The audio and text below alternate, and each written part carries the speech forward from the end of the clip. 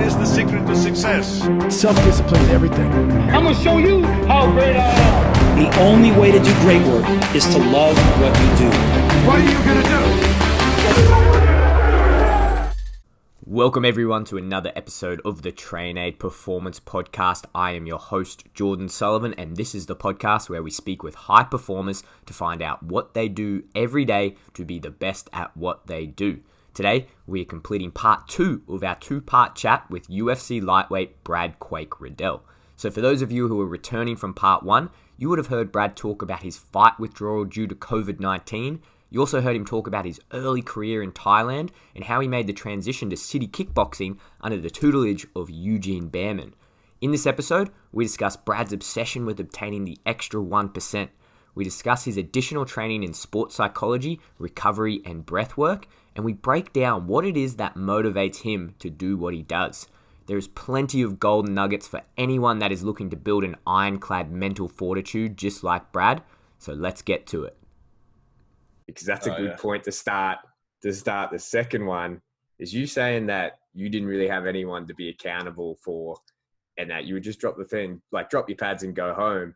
And now you're Mr. Accountability. And I think if I talk to Shane when I get him on, talk about when you guys locked up in the bubble, everyone was talking about Mr. Accountability. Like Brad's the enforcer. You go around like you slip up on your diet, you don't miss training, like you're getting everyone out of bed on time. How did that come? Like that's a big change, eh? Oh yeah, well, like I say that like I would not go to training, but like I would, you can ask Woody. Like I'd always train. I like always was real diligent with like making sure I was ready for fights. But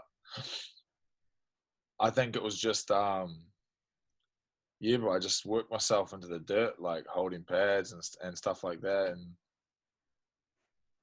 yeah, but I definitely still did train a lot, because I was fighting all the time. But also the thing was, like, I didn't have to train like as ruthlessly. Like, I didn't have to do these camps that we do now. You got 3 fights a year, so you just do these periodized camps.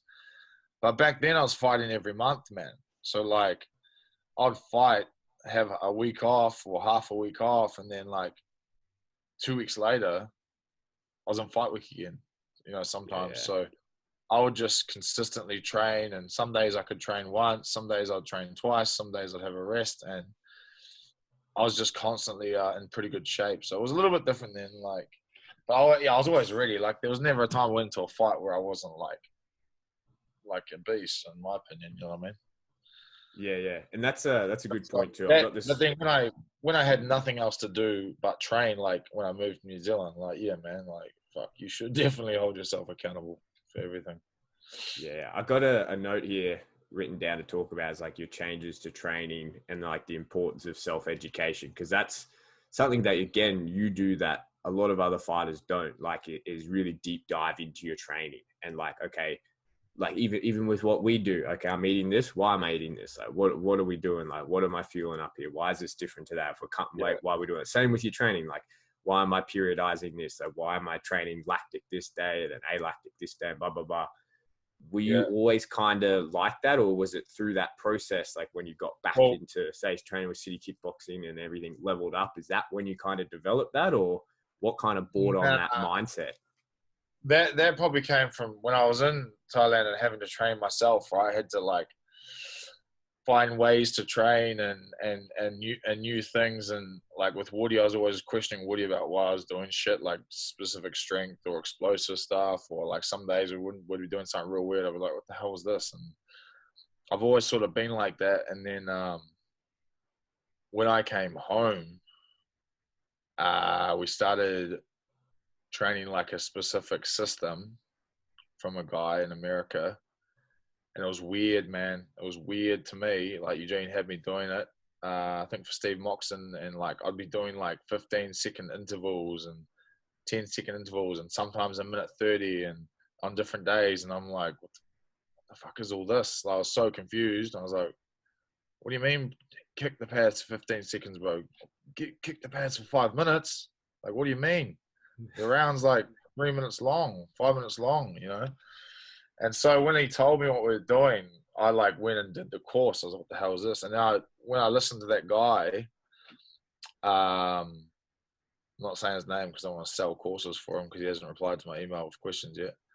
I was like, oh man, there's like a huge gap in the sport knowledge wise. So yeah, once I discovered how far ahead of the game he was, and I was like, oh, there's other people like this in different areas, you know what I mean? And then I guess I bumped into you as well.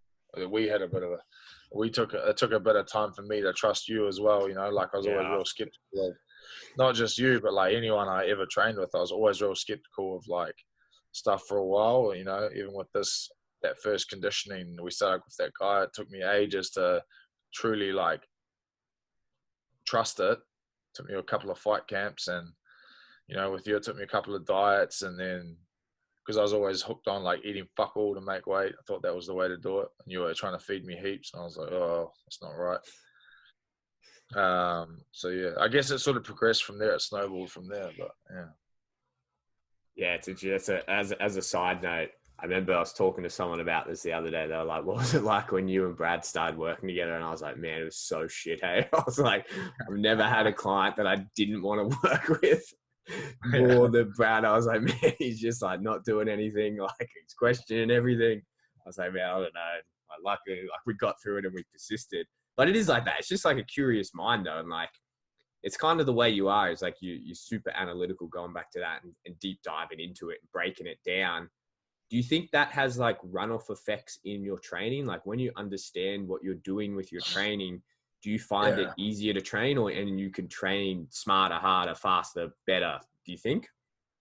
100%, because if you know like why you're doing a specific, for instance, like one of the things like is,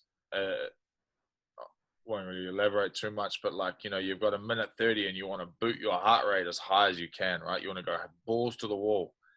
Like leave yourself fucked because you got a big race after it. But some days you're tired, right? You come to the gym and you're pretty tired, or I don't know, man, you just feel like, oh, it's only a minute 30. And if you don't know like the science behind it or what the adaptation is going to be or what it's going to cause, you can just cruise through that minute 30 and not have any like guilt or, you know, because you don't understand the repercussions potentially in the future. But if you like fully understand why you're trying to boot your heart rate as high as you can in that minute 30 and what the adaptation is going to be later and the reasoning for that specific session, it's much more motivating to just go boom and whack it up, you know, when you know the reason you're doing it. Did you come across guys like that when you were coaching that were like that? Did you see that where people were like very much like that? There was these people that wanted to know all the details, and then there were just guys that were just happy to just go with whatever you said. Yeah. The majority, maybe it's changing now, but the majority just, not even now. It's not changing. The majority now just go and train. They just turn up and do what the coach says. You know, maybe I'm a bit of an outlier. I'm not too sure, but yeah, man, I just I didn't come across many that were like quite as inquisitive as I was. But at the start, I wasn't very inquisitive, bro. I was forced to be that way when I started coaching and stuff like that, or when I got left to my own devices. That's when I was forced to be like that. Yeah, because that was going to be my next question. I guess like that's the whole point of this podcast, right? Is like I get to hang around with you guys and see all this, and I get to see it. And people ask me all the time, they're like, what is different about Brad? What is different about A? What is different about B? What is different about this guy?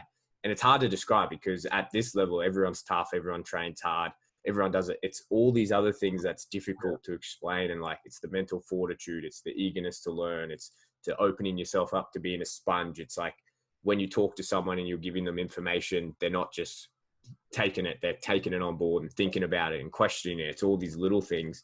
That type of mental fortitude and that mindset, how long did it take to develop? Or was there any specific things that, you know, stand out to you like, yeah, that's when I changed? Or was it like a accumulation of all these events of, you know, you playing footy, you breaking your leg, you going to Tiger, you doing this training, you shit kicking all around China, doing these weird things? Was it like all those things that accumulated to you being like this? Yeah, for sure. It was definitely accumulation, but I came from pretty good stock, like my like mental fortitude just came from my parents and stuff. Like my dad is like a fireman for like 38 or 9 years, and just hard as nails, always been hard as nails. And my mom's the same, man. She was like tough as shit, bro. She would run massive marathons. She'd be injured and just like she still does it, bro. Still has like injuries, like broken foot, and just walks on it and stuff. Like she's crazy. She's so tough. And I think it just came from them, man. I just grew up conditioned from watching them like that. I was like, oh, stuff like that doesn't stop my parents, shouldn't stop me. And so I think that's like a runoff of their like physicality and mental fortitude. That's where I picked that up. But yeah, a lot of that stuff's just crazy ass trips I've had in China and stuff like that, and come across real weird situations. And yeah, man, I think I've come across nearly everything now, especially with that last week we had in America. Don't think we can top that.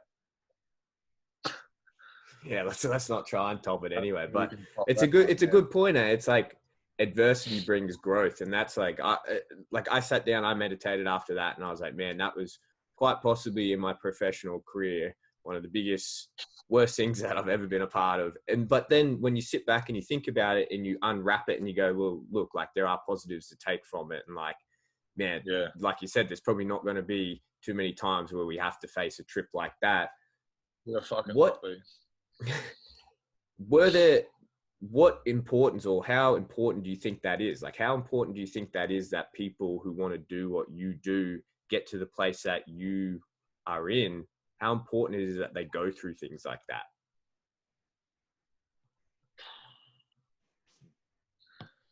I don't necessarily think they have to go through that. Maybe understanding that, what some other people have gone through to get to where they are, if they can like fully understand and grasp, some of the difficulties or challenges people come across, and be pretty grateful that it's been smoother for them, they'll be fine. They'll be able to be just as successful. Definitely don't think they have to go through it, but definitely don't want them to go through it. Some of the trips, it'll be funny if they went through, like, especially some of those China ones. But yeah, like I wouldn't wish last week on my worst enemy. You know what I mean? Like, that's a fucked feeling, uh, especially after putting that much work in. And like our first thing I did was trying to message Gregor. I was trying to get hold of Gregor to be like, fuck, man, I'm sorry. It's his comeback, and he would have worked hard for that too, and that happens. But he was a dude, bro. He was just like, hey, man, COVID keeps taking away a fight every show, and this time it was us. He's like, it is what it is. He's like, we're going to fight, don't worry. And he was just a dude about it, man. And he's a good guy. He's just a gamer. He's collegiate. He's just in there to become the world champ, and so am I. So how it should be. Obviously you need animosity for the business to run and entertainment wise, but that's what Izzy's for. I just like to go in there and fight them, shake their hand, walk out, see who was the better man. Yeah, and in that, speaking about the mental fortitude and even that attitude that you have, and like being able to say that and take it all on board, what importance do you think, or what importance do you place on all the other training that you do that isn't fighting? I guess a better question is, do you think all of that other training like helps you cope with that? Does it help you get through something like that? Oh yeah. You've got to have a good you've definitely got to have a sports psychologist. I've had one since I was 20 in Thailand. Like I definitely couldn't have afforded one. He's an insanely qualified and amazing sports psychologist that I first had in my earlier days, and he was just a mate of mine, Scotty, and he was a mate of Wood's. Wood introduced me to him, bro, when I was really, really young. I was like, oh, you should chat to this guy. I used to go see Scotty every now and then, and like back then I was naive, and I wouldn't even like. I wish now telling my younger self to go and see him every week, because I had the opportunity to, and I didn't because I was young, and he'd always chase me up, on WhatsApp, being like, Brad, get down here, come do a session. And I'd be like, oh, and I'd turn up, and most time you know, other times at 10 would be having beers or something at the pub somewhere with Wood and Phuket. But Scotty, you know, gave me like a winner's mentality from a young age. And yeah, man, that's just been ingrained in me. Forever, really.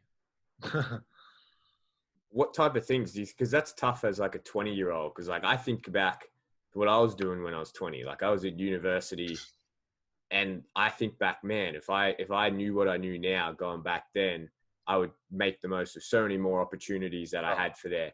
But like I don't think I took a lot of those opportunities. Do you think like that? Like everyone has 20/20 vision in hindsight, but were you actively, do you think a part of you going, okay, like, yeah, you probably didn't want to see Scotty, but you knew that there was some value in that, so something was drawing you to it?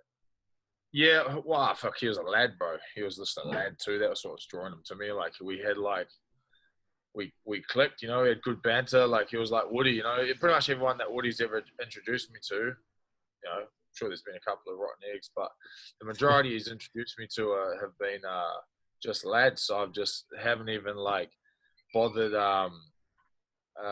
know, critiquing them or getting to know them. I've just trusted them. Be like, yeah, he's a lad. Woody says he's a lad. So I was like that with Scotty, bro. And it was, man, I wish I could go back and give myself a slap in the face for not going and spending more time with him. Because now he lives in Dubai and spends a lot of time in England, like advising and doing like seminars for like really, you know, high-powered people.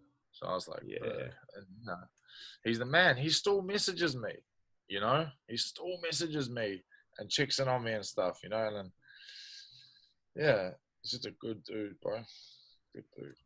And so is Dave Neath, you know. Dave Neath's a fucking man too. And I'm just really, really lucky that I've met these two guys. And this is I guess this is more of a question for, say, the coaches or especially like young practitioners that would be listening in, and hearing this from an athlete's perspective is probably really important.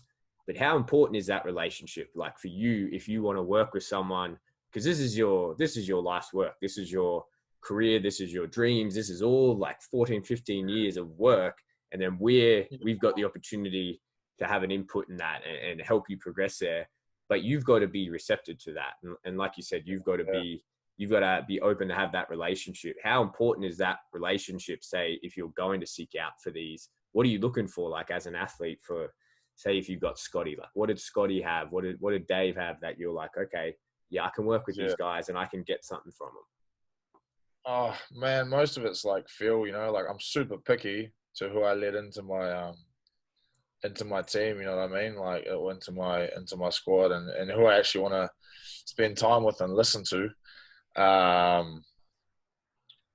Yeah, I can't really like nail all qualities, but like if I meet you and we click, it's like, you know, it's genuinely it. And if you can put up with my the way I am with my like moods and like my bluntness and stuff, sometimes like you're pretty suited to being part of the team. You know, if you don't, because I'm pretty blunt and straightforward with shit. So if you don't take offense to it and just see it as like, you know, I'm just trying to progress, you know. And yeah, man, I'm not too sure what qualities they are, but yeah, mainly putting up with a heap of shit, good banter. Yeah, you'll fit in well. You can put up with Lopez because he's usually hanging around. If you put up with Lopez, you can put up with anyone in this game, I reckon. Anyone. What? Because I think there's no secret. Like you do lots of different types of training, right? Like this is something that I always find myself trying to explain to people when it's like, man, these guys UFC fighters, bro. Like, what's the secret? What's the secret that they do? They just, man, what training schedule do they have? And it's like, man, it's not that. It's like everything else that they do. It's like everything they do in between the training and stuff that's massive. What are some of the biggest or most important things that's influenced your MMA training in the last couple of years that wasn't MMA training?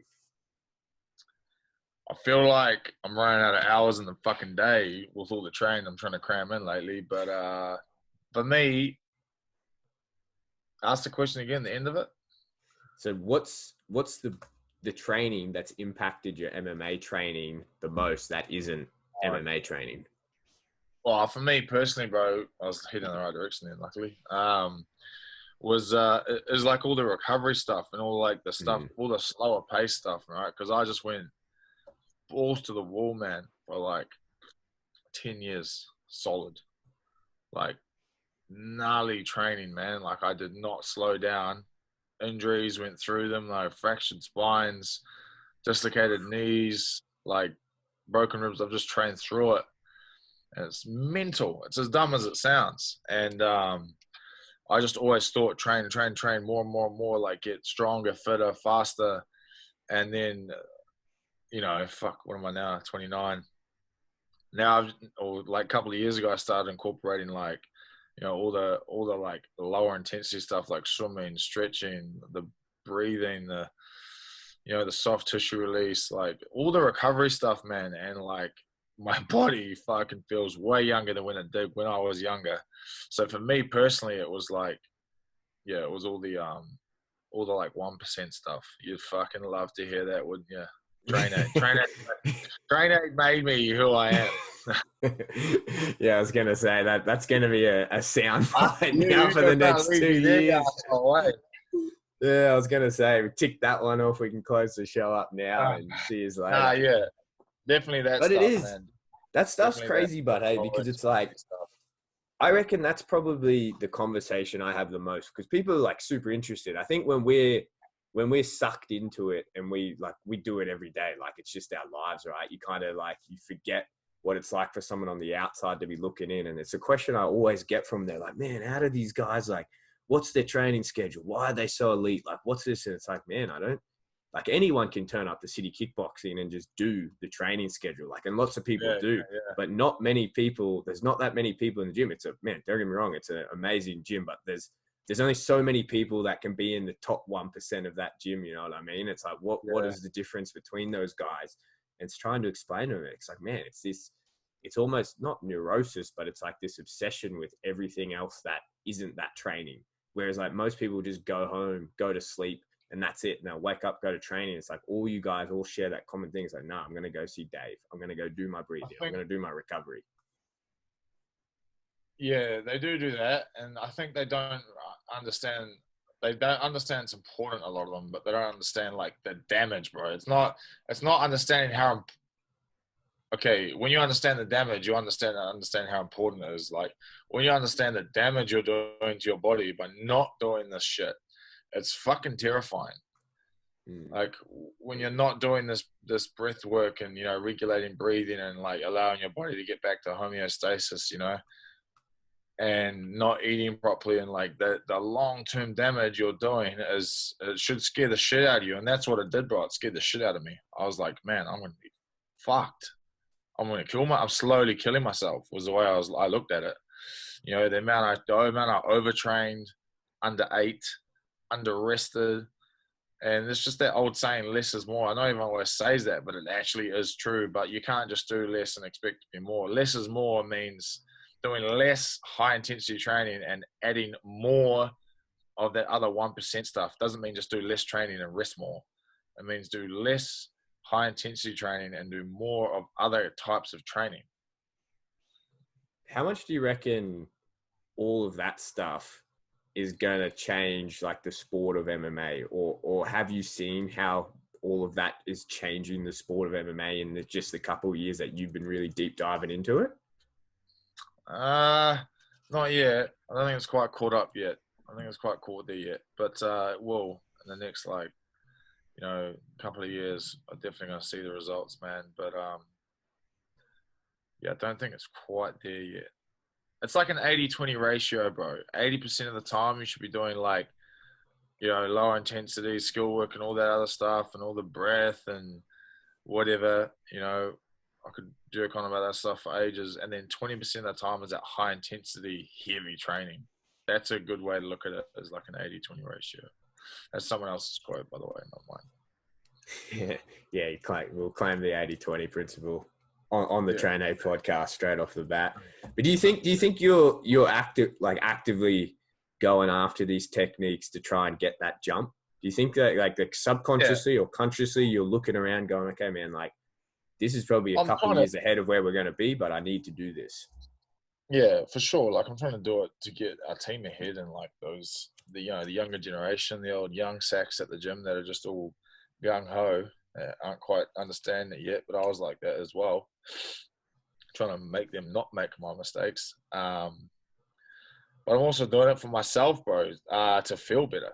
Because, it wasn't that long ago that I'd wake up every morning feeling like shit, like so sore, so stiff, so rigid, hungry. And the only way to get going was just training and, like, even, like, doing small shit, like sitting down in a chair for a while at a cafe. I'd be like, oh, my fucking back, And now I feel great every day I wake up. So I'm doing it for, like, myself in the long run, as well. How I mean, probably end up divorced if my missus had to put up with me being sore and grumpy and shitty all day every day. So yeah, that was the next thing that I was going to ask. Like, how is your perspective on all of this like change? You've obviously got like a young family now. You got Bert the bully, the real man of the house, kicking around, and then like how has all that changed since that's all come to be?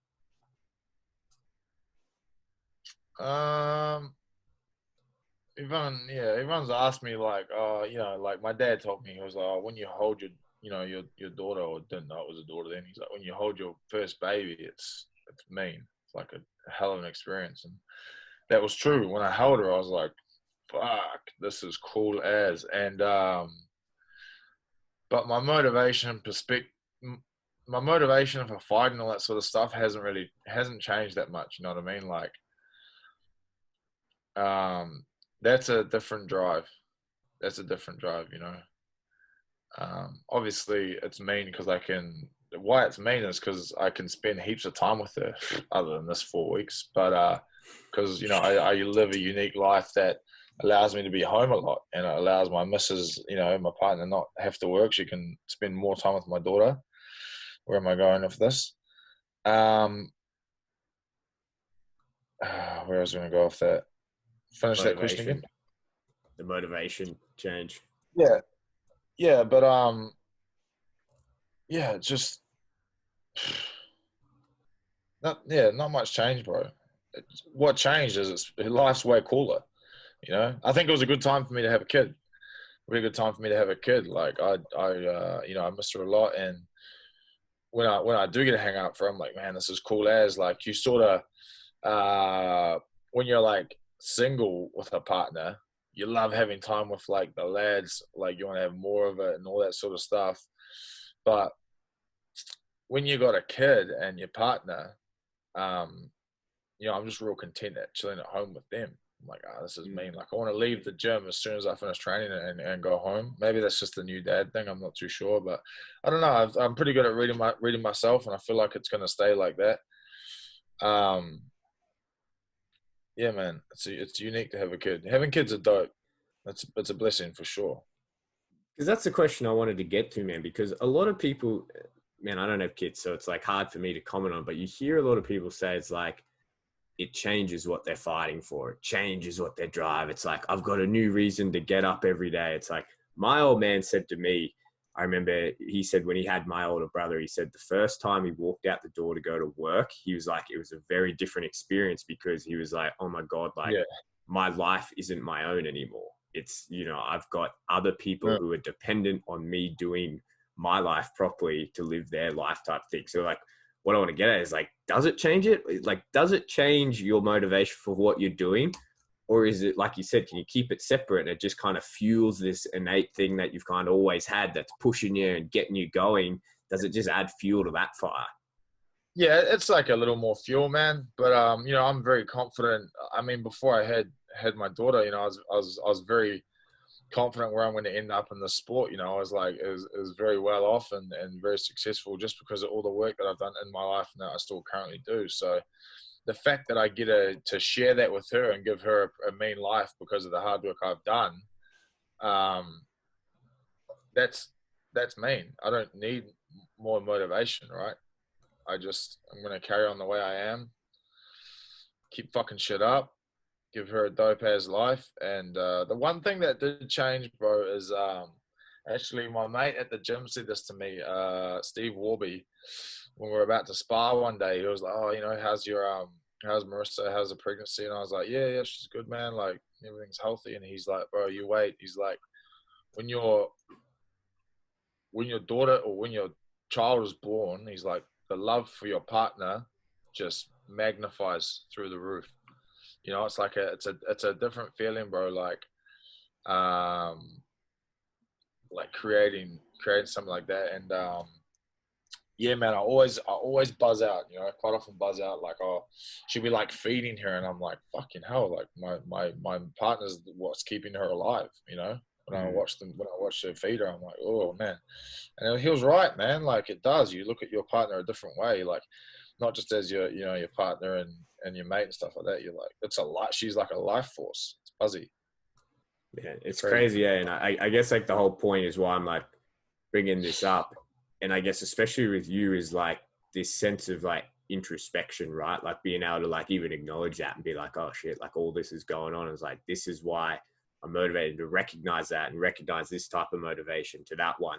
And I think it's like those extra little things like I was talking about, where people are like, why is Brad so good? It's like, man, yeah, like anyone can do what you do. Anyone can jump on a bike and go ham on the assault bike and try to keep up with you.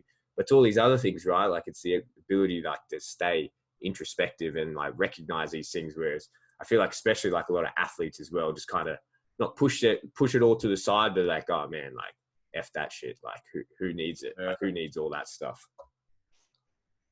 They'll learn. That's it. Hey, Quake. Angry Brad, not so angry Brad these days, but can be angry Brad, and I'll probably make him angry Brad if I keep him too much longer. But last 4 questions I want to ask you before we get going. These are rapid fire questions, and it's always cool to hear these answers. Let's get started with our very first one. Who's your favorite fighter in the UFC at the moment, other than your roommate that you're staying with? Oh, fuck, not very rapid fire. I like Thug Nasty, bro. Yeah. He's probably definitely one of my favorites at the moment. That little, he's from like Arkansas, something like that, like the grappler.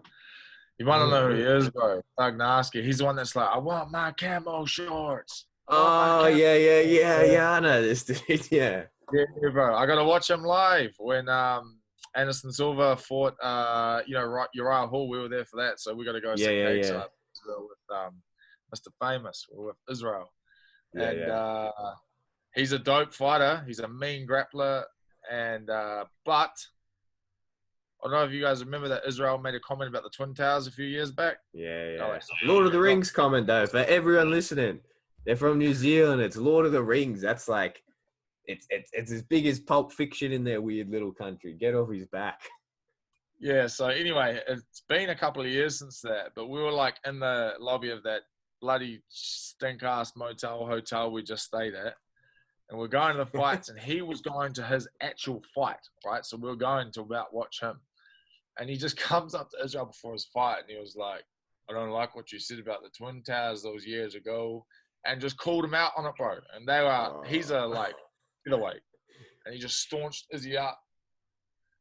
And Izzy was like, I'm sorry, man, like, apologize and stuff. And then they shook hands, and I was like, damn, that guy's got some balls, eh? What a beast. So Bro, like, they gave him the camo pants, eh? Didn't they give him the camo pants? For that fight. He got them for that fight. What a so I was like, from that day on, I was like, yeah, no, good man. Bro, if he's staunching Israel in the middle of the motel, imagine what he's doing to the UFC merch team when they're telling him he can't have it. Didn't give a shit, bro. He was funny as, and then he what was the other thing he did? Oh, he went on a rant afterwards about wearing masks. So I was like, oh well, at least he says what he wants. Yeah. All right. Next question. Most influential person in your life to date? Marissa, definitely my partner. Yeah. Behind every great man is a better woman. That is for sure. So favorite quote. That's a good one. I'm interested in this one, actually. Oh, bro, I'd have to go find it for you. But I actually think I posted on my Instagram a while ago. It was something about no man or woman can judge somebody or critique somebody that steps in the cage to like strip themselves down and fight. You know, it was something along those lines. I'll find it and I'll send it to you so you can put it on this podcast. But fuck, it's mean. It's my favorite. I'll put that up. Two more to go. Something that you do every single day, like a non-negotiable that you have to do every single day. My breathwork. I always get nervous when I ask that. There's a couple people coming on that I'm like, I'll go look at their eyes before they answer if they keep that PGA. Breathwork. Yeah. Breathwork's been massive for you, the last couple of years. It's been massive for a lot of people, I feel like, in our circle that's kind of embraced it. It's always in my mind, bro. I even shut my daughter's mouth when she's breathing. When her mouth's open and she's sleeping, I just go and shut her mouth. Close it shut. Like, breathe through your nose. You know, it's funny, and this is going a little bit off topic, but my partner, we were talking about this. I wanted to get her into it, and I've tried for so long to get her into it. And then I think I said something in reference to you doing something, and then that, for whatever reason, didn't want to listen to me, but because Brad said it was okay, she like that tipped it over, and she just read the James Nestor's book, and now she's taping her mouth every night. And I'm thinking, flipping tables, going, how long have I been telling you about this? And blah blah blah. But whatever. Asthma will be gone in no time. Yeah. Next question, very last one, and this is a good one for you. Advice for young fighters who are wanting to do what you do and get to where you are now. Oh, I hate this question. So many things I'll tell you not to do. I think be an open book, with all your training, right? And I think train as much as you can. By that I don't mean like go full full retard and do high intensity and go live all the time, but like train as much as you can, like your skill set. Because strength, speed, and power, all that stuff can be like, and fitness, that shit that's short term. You can gain that pretty quick, but man, like a solid skill set is gonna take you a long way in the sport, especially when you're young now, because people are getting into this shit so young. You need to spend so much time on the mats doing everything, man. I mean, you look at Gordon Ryan.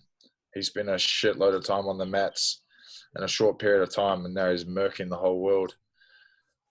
So you need to spend hours on your skill set, especially if you plan on, if you're 10 years or so younger than me and you plan on getting to the UFC in the next like 4 or 5 years, it's going to be hard. There's going to be some freaks in there. So like you need to definitely put the time in there. And if you want to be a professional fighter and this be your career, like you're going to have to be prepared to be broke. And don't care about it. Just keep training. You'll make some money eventually. Yeah. Be good. And I like to finish all these because what we are doing with this podcast is I'm getting on people who I think are high performers in their field, who I consider the best in their field, doing what they're doing and breaking down why it is that way. And I think 3 points that are jumping out to me, feel free to correct me or add any that you got in. Number 1, put in the work and develop your craft. Quake's rule number 1. I was going to say number 2, as I think for you, get a good coach and mentor, because I feel like you were that to a lot of people in Tiger Muay Thai, and then Eugene came and then was that to you, and now you continue to be that to a lot of people, not just at City Kickboxing. You do your Quake Combat on YouTube, and you're a good coach mentor to a lot of people, but get a good coach and mentor, role model, whatever it is that you're doing. Very last thing, Quake's high performance characteristics, be a sponge and always be willing to learn and open your mind and make sure you're always looking to improve yourself. Anything you'd add into that? Nah, but I'd say like judge people for yourself too, Yeah. Sort of fuck everyone else's opinions on people, just like meet themselves, make your own judgment. Yeah. And if people try and make you conform, do not conform. Do not conform. I'm putting that down as number 4. Do not conform. All right.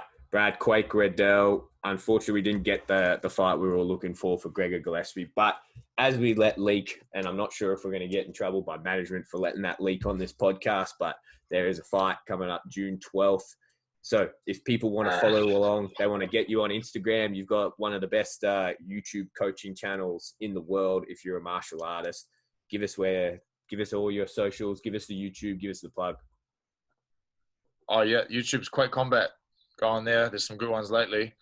There's some vlogs coming out. And then what is Instagram? Brad Quake Riddell, I think. Brad Quake City. Riddell. Yeah. Like that. I don't know.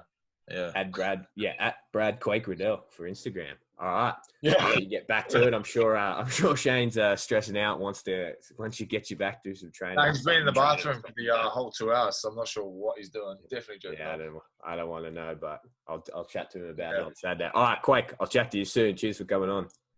All right, bro. Later. Thank you.